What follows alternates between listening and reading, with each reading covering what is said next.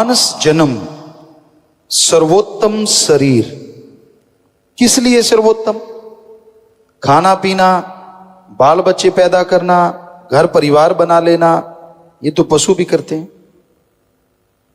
फिर किस लिए सर्वोत्तम? साइंस के नए नए साधन, पंखे हैं, कूलर हैं, एसी है, माइक्रोफोन है, और नेट मीटिंग आजकल कहीं बैठे कहीं के कहीं दिख रहे हैं, बातें कर रहे हैं, रॉकेट है। कहते शायद इसलिए सर्वश्रेष्ठ आदमी को कहा संतों ने।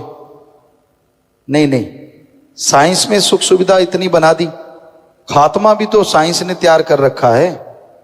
आज देखो तो हाइड्रोजन, एटम, परमाणु, अणु और पता नहीं कौन कौन से बम बनाए जा रहे हैं। प्यारी सत्संगी जी, जिनको मालूम नहीं होता, पढ़े लिखे तो सब जानते हैं, पर कई गांव से आते हैं, देहात से आते हैं, उनको पता ही नहीं होता एटम परमाणु क्या भला है।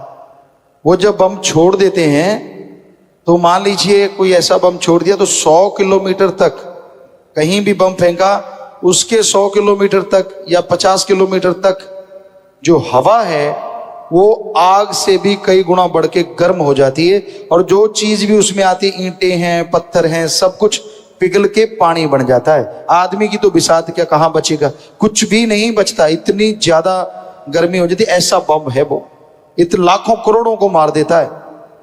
और उससे भी बड़े बड़े बन गए हैं, हाइड्रोजन है, अणु है, पता नहीं कौन कौन से बनाए जा रहे हैं। तो क्या इसलिए संतों ने कहा कि भाई तू साइंस में ऐसा कुछ करेगा, तू सर्वश्रेष्ठ है?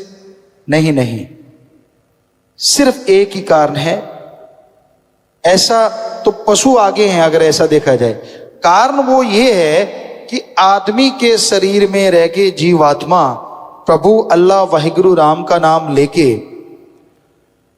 मालिक को पा सकती है। इस मृत्यु लोक में भगवान को पाया जा सकता है, भगवान के दर्शन हो सकते हैं। तो वो सिर्फ और सिर्फ मनुष्य को, पशु पक्षी परिंदे ऐसा नहीं कर सकते।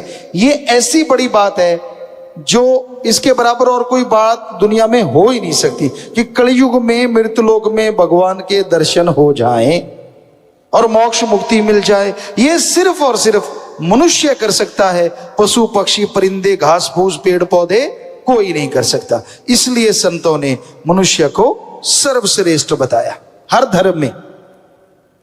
अब आप देख लीजिए, एक तरफ तो धर्म का नाम है और दूसरी तरफ क्या आप ये काम करते हैं? क्या वाकई आप ये बात बताते हैं, सुमरण करते हैं, भक्ति करते हैं, इबादत करते हैं, राम का नाम जपते हैं? अगर नहीं तो आप सर्वश्रेष्ठ कहलवाने के हकदार कैसे हो गए? क्योंकि पशुओं के तो जीते जी मलमूत्र गोबर के काम आ जाती है, मरने के बाद हड्डियां चमड़ा सब काम में आ जाता है। आपका तो जीते जी ये सामान संभालने में लोगों को फिक्र लगा हुआ है कि आदमी का मलमूत्र कहां संभालेंगे, इतना बढ़ता जा रहा है। और मरने के बाद अलग से टैक्स लगता है, लकड़ियों का खर्चा अलग से है, बिजली का खर्चा अलग से है। ये तो सत्संगी हैं मालिक के प्यारे, जो जीते जी भी काम आते हैं, जीते जी भी किसी की जान बचाने में अपनी जान कुर्बान करने को तैयार हो जाते हैं, जीते जी गुर्दा देने के लिए तैयार बैठे हैं। और मरने के बाद पशु नहीं कर सकते, वो कर दिखाते हैं सत्संगी। अपनी आंखें दान करते हैं, अपना शरीर दान करते हैं, जिससे पूरी मानवता का भला होता है। ये है धर्मानुसार, बल्कि उनसे भी 2 कदम आगे बढ़ के। ये किसी ने सोचा ही नहीं था कि ऐसा भी मनुष्य शरीर का काम आ सकता है, या ऐसे भी मरने के बाद ये काम देगा। तो है ना कमाल। तो ये इस तरह से आप चलिए रूहानियत इंसानियत के रास्ते पे, तो आप वो खुशियां हासिल करेंगे, आपके परिवारजन वो खुशियां हासिल करेंगे जिसकी कभी कल्पना भी नहीं की होगी।